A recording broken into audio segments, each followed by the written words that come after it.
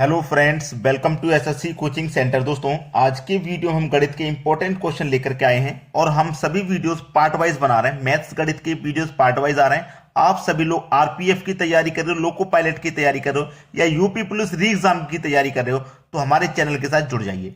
तो चलिए स्टार्ट करते हैं। पहला क्वेश्चन है, एक नल 20 मिनट में एक टैंक को भर सकता है। एक नल है, उसको हम ए नाम दे देते हैं। ये 20 मिनट में टैंक को भर सकता है और एक रिसाव है जो 60 मिनट में टैंक को खाली कर सकता है। जो रिसाव है उसे हम बी नाम दे देते हैं और ये 60 मिनट में खाली करने वाला है। देखो, ये भरने वाला था तो इसको हम पॉजिटिव ले लिए और ये खाली करने वाला है तो इसको हम नेगेटिव ले लिए। लेकिन अभी तक हमको ये नहीं पता कि जो टैंक है वो कितना बड़ा है, कितना लीटर का है, ये नहीं पता। कैसे पता लगेगा? दोनों का एलसीएम ले लेंगे, पता लग जाएगा। 20 का और 60 का एलसीएम लेंगे तो एलसीएम हो जाएगा 60। 20 और 60 का एलसीएम 60 आएगा, यानी कि 20 से हम 60 को कटाएंगे तो 3 बार में कटेगा और 60 से 60 को कटाएंगे तो 1 बार में कटेगा। यानी कि हमारा जो नल था ए, ये 20 मिनट में टैंक को भर रहा था। ए नल 20 मिनट में भर रहा था तो ये 1 मिनट का काम है। ये ए का 1 मिनट का काम 3 है। ये 1 मिनट में 3 भरेगा तभी तो 20 मिनट में 60 को भरेगा। और बी का 1 मिनट का काम 1 है। ये क्या कर रहा था? हमारा जो बी है वो क्या कर रहा था? ये 60 मिनट में टैंक को खाली कर रहा था, यानी कि ये 1 मिनट में 1 लीटर खाली करेगा तभी तो 60 मिनट में 60 लीटर खाली करेगा। यानी कि ये एलसीएम ही हमारा टोटल वर्क है। अब आपसे बोला है यदि दोनों नल एक साथ खोल दिए जाएं तो टैंक कितनी देर में भर जाएगा। दोनों नल को आप खोल दीजिए। जब दोनों नल को खोल देंगे तो ए 1 मिनट में 3 भरेगा, बी 1 मिनट में 1 खाली करेगा।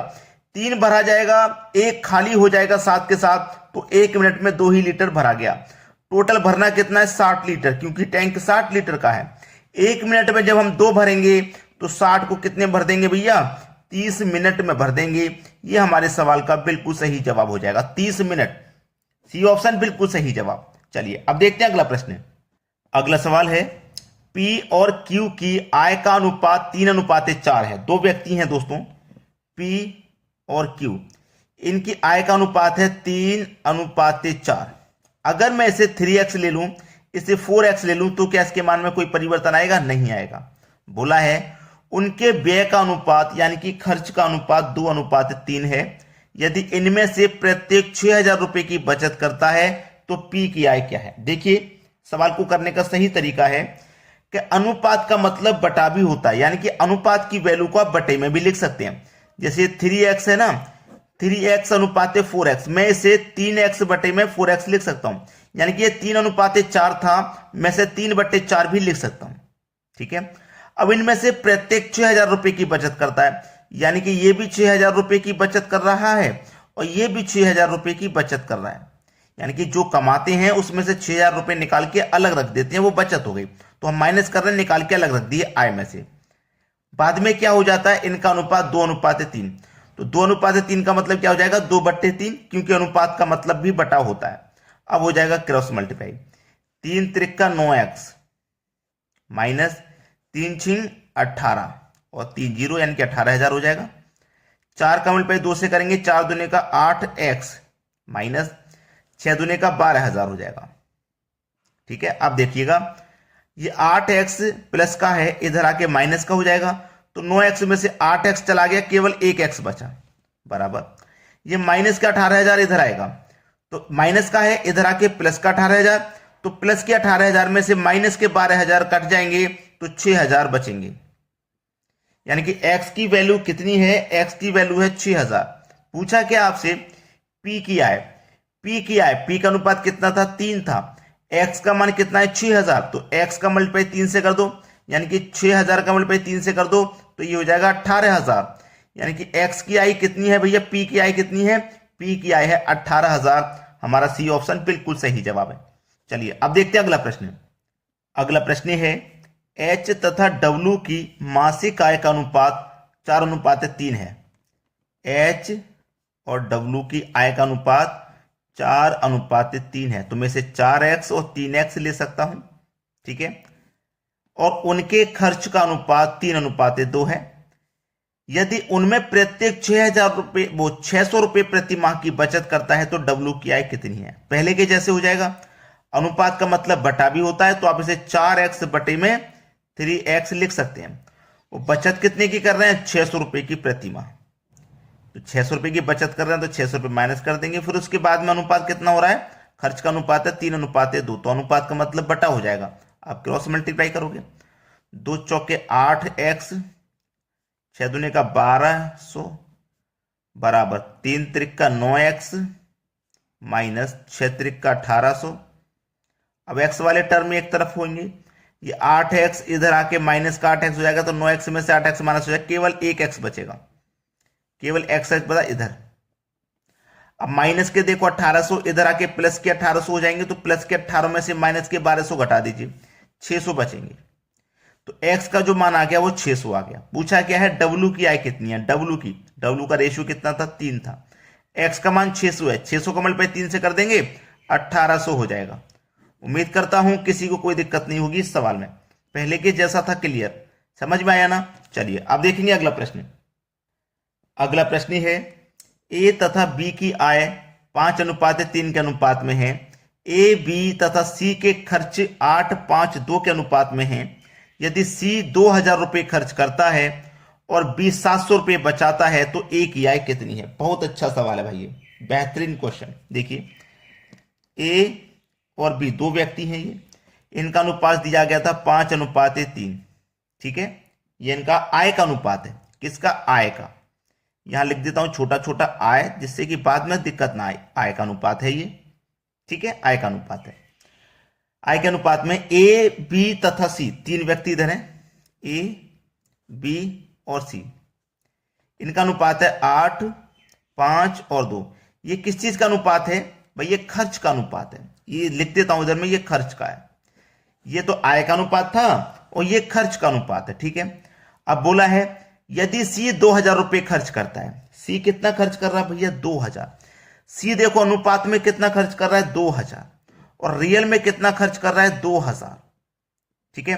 अनुपात में सी ने कितना खर्च किया? 2, और रियल में कितना खर्च किया? 2000। यानी कि 2 अनुपात की वैल्यू 2000, तो 1 अनुपात की वैल्यू 1000 हो जाएगी। तो 5 अनुपात की वैल्यू 5000 हो जाएगी और 8 अनुपात की वैल्यू 8000 हो जाएगी। यहां तक किसी को कोई दिक्कत नहीं होनी चाहिए, ठीक है, सभी को समझ में आ रहा है। अब उसने बोला है कि बी 700 रुपए बचाता है तो ए की बचत कितनी है? बी आपका 700 रुपए बचाता है तो बी की बचत कितनी है? बी 700 रुपए बचा रहा है, ठीक है। सबसे पहले तो निकालिए कि हमारे बी की जो आय है वो कितनी है। बी की हमारे की आय कितनी है वो निकालिए पहले, तभी तो कर पाओगे सवाल को। ए की बचत पूछ रहा है वो कितनी है, ठीक है, ए की बचत पूछ रहा है। देखिएगा, बी हमारा 700 रुपए बचा रहा है, और बी हमारा जब 700 रुपए बचा रहा है और बी का अनुपात में आय कितना है? 3। बी का अनुपात में आय कितना है भैया? 3 है। आय अनुपात में कितना है? 3। देखो, बी का हमारा खर्च कितना है? 5000 है। बी का हमारे का खर्च 5000 है, ठीक है, बी का खर्च 5000 है और बी बचा कितना रहा है? 700 बचा रहा है, ठीक है। खर्च हमारा 5000, बचत हमारी 700, तो आय कितनी हो जाएगी? 5700 नहीं हो जाएगी?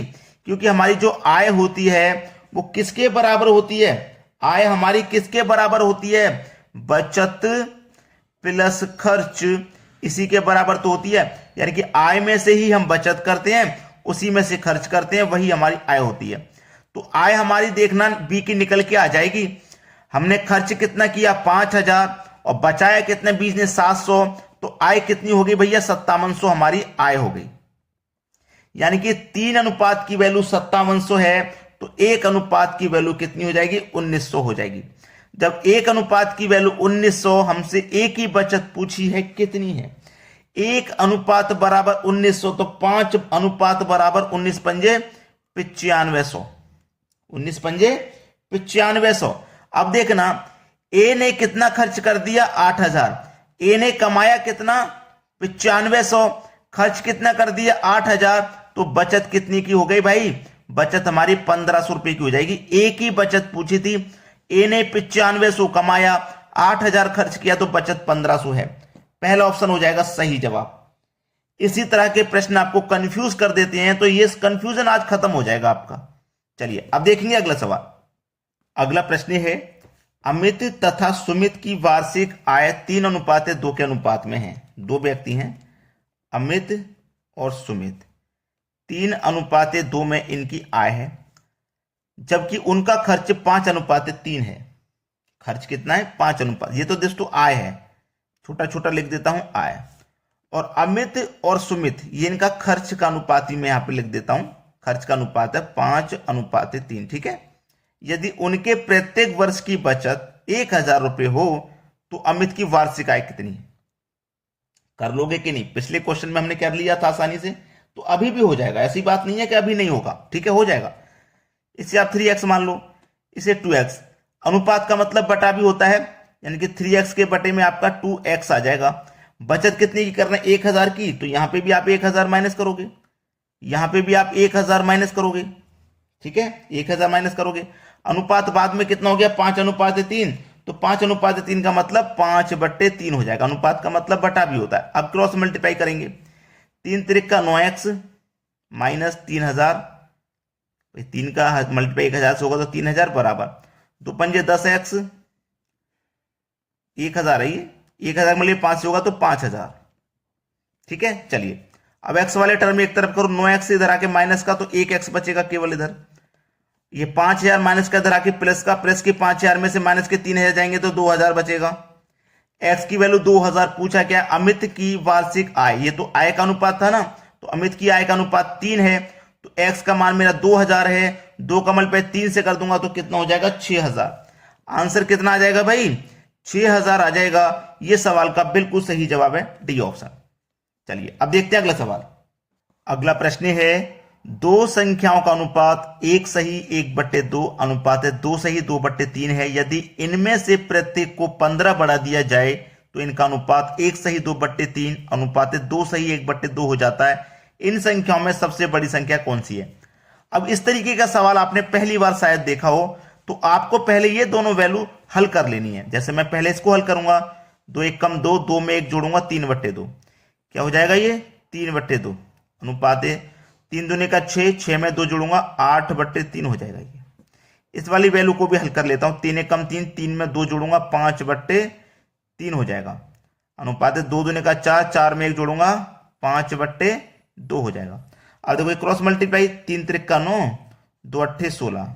अब ये 5 से 5 कैंसिल हो गया क्योंकि सेम संख्या थी, तो 3:2 बचा यहाँ पे। ठीक है, 3:2 आपका 2 बचेगा। ये 5 से एक बार में कट गया, 5 से एक बार में 2 1 कम 2 और 3 1 कम 3, ये आपका 2:3 वैल्यू हो गई। अब इसको हल कर सकते हैं आप, ये पहली संख्या और ये दूसरी संख्या, दोनों संख्याओं का अनुपात ये था ना, तो इसको हमने हल किया तो क्या निकल के आया? 9:16, यानी कि 9:16 निकल के आया। तो आप इसे 9x, इसको 16x मान सकते हो। अनुपात का मतलब बटा होता है, तो 9x के बटे में 16x हो जाएगा। कह रहा है 15 बढ़ा दिया जाए, तो इसमें भी 15 बढ़ा दो और इसमें भी 15 बढ़ा दो, तो अनुपात कितना हो जाएगा? इतना हो जाएगा, यानी कि 2:3। 2:3 का मतलब है 2/3 हो जाएगा। अब क्रॉस मल्टीप्लाई, 3 निम 27, इधर लिखते हैं 27x प्लस 3 निम 27x प्लस 15 त्रिक का 45 बराबर 16 दूने का 32x प्लस 15 दूने का 30। अब देखो x वाले टर्म एक तरफ करिए, ये 27x इधर जाके माइनस हो जाएगा, तो 32 में 27 माइनस हो जाएगा, 5x बचेगा बराबर ये प्लस का 30 इधर आके माइनस का 30, तो 45 में से 30 चला जाएगा, 15 बचेगा। 5 से 15 3 बार में कटेगा, मतलब x की वैल्यू आ गई 3। पूछा क्या है? सबसे बड़ी संख्या कौन सी है? जो अनुपात में बड़ा होगा बड़ी संख्या तो वही होगी। तो अनुपात में बड़ा 16 है, तो 3 का मल्टीप्लाई 16 से कर दो, 16 त्रिक का 48, यानी कि बड़ी संख्या कौन सी हो जाएगी? 48, जो कि हमारे पहले ही ऑप्शन में दी गई है। चलिए अब देखेंगे अगला प्रश्न।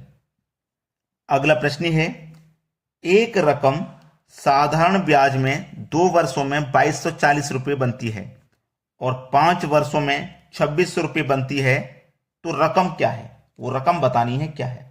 देखिए, कोई राशि हमारी 2 वर्ष में 2240 रुपये बन गई और 5 वर्ष में 2600 रुपये बन गई।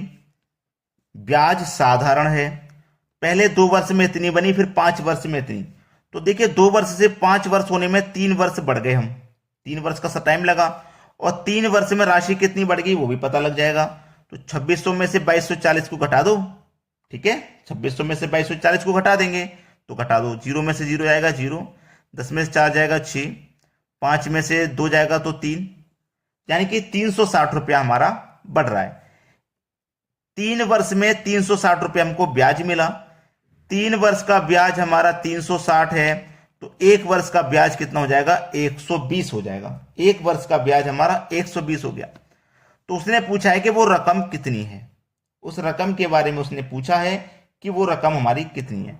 देखो हमारे ये 2 वर्ष था, 2 वर्ष में राशि इतनी बढ़कर के हो गई थी, तो इसमें मूलधन भी शामिल है और ब्याज भी शामिल है। तो मतलब 1 वर्ष का ब्याज मेरा 120 है, तो 2 वर्ष में राशि हुई थी ना, तो इसमें 2 वर्ष का ब्याज शामिल है।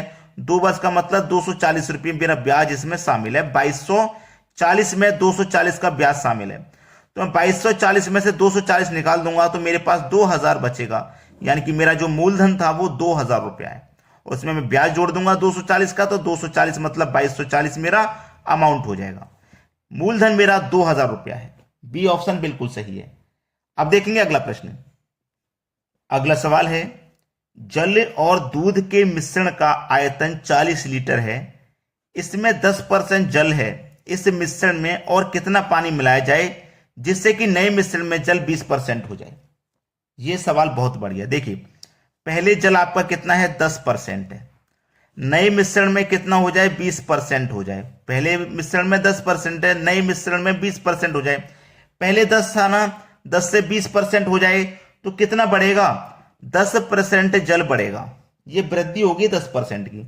तो चलिए टोटल आपके पास कितना है भाई, टोटल है आपके पास 40 लीटर का मिश्रण, ठीक है, 40 लीटर का मिश्रण है। और जल में वृद्धि कितने की हो रही है, 10% की। और बटे में कितना आ जाएगा, बाद में कितने की हो जाए, 20% की हो जाए। बाद में कितनी की हो जाए, 20% हो जाए। तो जो भी मिश्रण है अपने आप में 100% होता है। जो भी मिश्रण है अपने आप में 100% होता है। उसमें से मैं 20 को माइनस कर दूंगा तो बचेगा कितना, 80।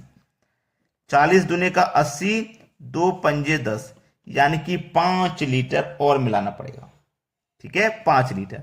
बी ऑप्शन प्रश्न का बिल्कुल सही जवाब है। अब देखेंगे अगला सवाल। अगला प्रश्न है, यदि किसी संख्या को 133 से विभाजित किया जाता है तो शेष 21 बचता है, यदि उस संख्या को 19 से विभाजित किया जाए तो शेष क्या बचेगा। देखिए ऐसा प्रश्न जब रहता है तो उसमें 3 संख्या होती हैं। पहली संख्या 133, दूसरी संख्या 21, तीसरी संख्या 19। बोल रहा है 19 से विभाजित किया जाए तो शेष क्या बचेगा। तो यहां पे 19 से आपको बीच वाली संख्या को विभाजित करना है, ठीक है। याद रखना 3 संख्या होती हैं, तीसरी संख्या से दूसरी संख्या में डिवाइड करते हैं। तो हम 21 में डिवाइड करेंगे 19 से, 19 से कम 19 कट जाएगा, 21 में से 19 कट जाएगा तो 2 शेष बचेगा। कितना बचेगा भाई, 2 शेष बचेगा, यानी कि बी ऑप्शन है प्रश्न का बिल्कुल सही आंसर। सभी को समझ में आ गया। अगर अभी तक आपने लाइक नहीं किया वीडियो को तो लाइक कर दें, और यदि शेयर नहीं किया तो शेयर कर दें। ठीक है दोस्तों, धन्यवाद।